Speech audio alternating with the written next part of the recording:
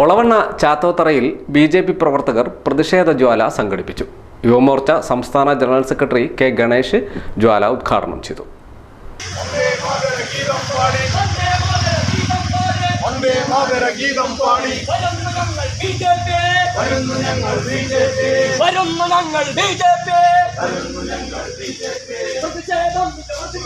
ഗ്രാമപഞ്ചായത്ത് അഴിമതിയിൽ മുങ്ങിയെന്നും 12ാം വാർഡിന്റെ വികസനം മുരടിച്ചെന്നും ആരോപിച്ചായിരുന്നു പ്രതിഷേധ ജ്വാല.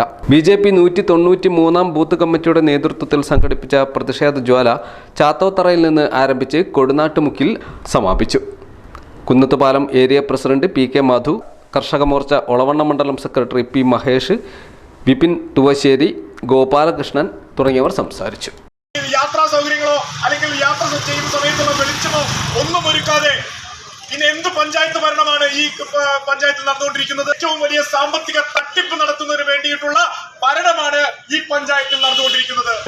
ഈ ഒളവണ്ണ പഞ്ചായത്തിലെ റിലയൻസും ഈ ഒളവണ്ണ പഞ്ചായത്തിലെ അംബാനിമാരും CPM നേതാക്കന്മാരായിട്ട് മാറിയിരിക്കുകയാണ്. അവർക്കെതിരെയാണ് ഞങ്ങൾ ശക്തമായ പ്രതിഷേധം നടത്തിക്കൊണ്ടിരിക്കുന്നത്. അഴിമതി നടത്തുന്നതിന് വേണ്ടിയിട്ട് ഒരു വാർഡ് മെമ്പർ വേണ്ട, അഴിമതി നടത്തുന്നതിന് വേണ്ടിയിട്ട് ഒളവണ്ണ പഞ്ചായത്ത് ഒരു പഞ്ചായത്ത് പ്രസിഡന്റ് വേണ്ട.